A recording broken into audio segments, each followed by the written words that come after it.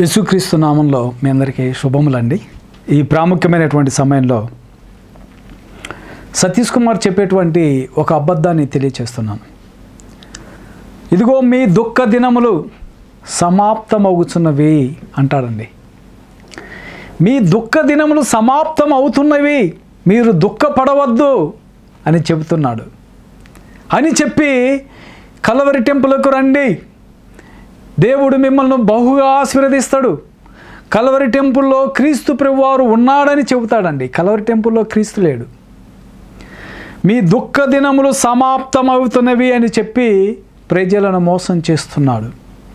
Bible ఏం చెబుతుంది? మత్తయి సువార్త 5వ అధ్యాయం 4వ వచనంలో, దుఃఖపడువారు ధన్యులు, వారు ఓదార్చబడుదురు.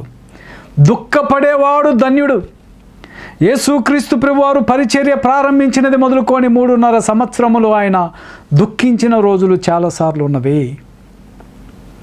యేసు ప్రభువారి యొక్క శిష్యులు పౌలు గారు 3.5 సంవత్సరములు మీకోసము కన్నీళ్లు కారుస్తూ ప్రార్థన చేసి తిని, ఎఫెసీయులకు రాసినటువంటి పత్రికలో, నేను మృగములతో పోరాడినట్లు పోరాడుచున్నాను మీతోటి. అందుకే అపోస్తులు దినదినము హింసింపబడుతూ, అపోస్తుల కార్యం 4వ అధ్యాయంలో పేతురు కొట్టబడి చెరసాల్లో వేయబడెను. చూశారండి, బైబిలు దుఃఖపడువారు ధన్యులు, వారు ఓదార్చబడుదురు.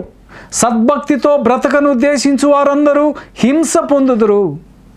సద్భక్తితో నీతిగా యథార్థంగా బ్రతికేవాడికి మరణాంతరము వరకు శ్రమ, కష్టము, దుఃఖము ఉంటుందంటే, సతీష్ కుమారు ప్రజలను ఇదిగో మీ దుఃఖ దినములు సంతోషమవుతున్నాయని చెప్పి ప్రజలను మోసం చేస్తున్నాడు. బైబిల్ చెబుతుంది, దుఃఖపడువారు ధన్యులు, వారు ఓదార్చబడుదురు. ఇదే 11వ వచనం చూడండి. నా నిమిత్తము జనులు మిమ్మును నిందించి హింసించి మీ మీద అబద్ధముగా చెడ్డ మాటలెలా పలుకున్నప్పుడు మీరు ధన్యులు. జనులను మిమ్మల్ని నిందిస్తారు, హింస పెడతారు, అబద్ధముగా చెడ్డ మాటలు పలుకున్నప్పుడల్లా మీరు ధన్యులు. చూశారండి, బైబిల్ ఏదైతే చెబుతుందో, సతీష్ కుమార్ అనబడినటువంటి వ్యక్తి బైబిల్ గ్రంథానికి వ్యతిరేకంగా మాట్లాడుతున్నాడు. బైబిల్ గ్రంథము దుఃఖపడువారు ధన్యులు, క్రీస్తును నమ్ముకుంటే శ్రమ.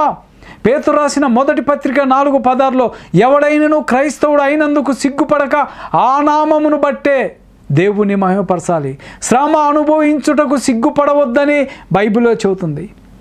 తిమోతికి రాసినటువంటి పత్రికలో, తిమోతికి రెండు పత్రికల్లో కూడా పౌలు గారు, నేను హింసింపబడ్డాను తిమోతి, నీకు కూడా శ్రమలు వస్తున్నాయి, హింస కలిగి సహనము, ఓర్పు, ప్రేమ కలిగి ఉండుము, హింసింపబడుము, నువ్వు క్రీస్తు స్వార్థ నిమిత్తము శ్రమపడుము, స్వార్థుని యొక్క పని చేయము. బైబిల్ గ్రంథం అంతా కూడా కష్టపడుము, పని చేయము, దుఃఖించుము. దుఃఖపడినారండి వీళ్ళు. అయితే సతీష్ కుమార్ చెబుతున్నాడు, మీ దుఃఖము సమాప్తమవుతున్నదని చెప్పి పాత నిబంధనలో గ్రంథము లేఖనాలను చూపిస్తూ, ఇదిగో రూపాయికి రూపాయి కూడబెట్టి కలవరి టెంపుల్లో ఇస్తే 50,000 దేవుడు ఇచ్చాడట. కలవరి టెంపుల్కి వస్తే కార్లు కలిసి వచ్చినాయి. ఇలాంటి మాయ మాటలతో ప్రజలను మోసం చేస్తున్న హైదరాబాదులో వెలిసిన ఓ అబద్ధ ప్రవక్త, ఈ అబద్ధ ప్రవక్తకి డిబేట్ చేయను చేతగాక, ధైర్యము లేక, సత్యవాక్యం అనే పదాన్నే చదవక స్వచ్ఛమైన వాక్యం అని చెప్పుకుంటూ ప్రజలను మోసం చేస్తున్నటువంటి వ్యక్తి. సహోదరుడా, నీతిగా బ్రతికే ప్రతి వానికి, నిజమైన క్రైస్తవుడికి, క్రీస్తును వెంబడించేవాడికి శ్రమ వస్తుంది, హింస వస్తుంది, దుఃఖం వస్తుంది, నిందలు, అవమానాలు ఇవి వస్తావని బైబిల్ చెబుతుంటే అవి రావు అని చెప్పేటువంటి వ్యక్తి సతీష్ కుమార్. ఈ సతీష్ కుమారు వేల మందిని కాదు, లక్షల మందిని నరకానికి నడిపిస్తున్న నరకపు పాత్రుడైనటువంటి ఈ సతీష్ కుమార్. సహోదరుడా, ఈరోజైనా సత్యం తెలుసుకోండి.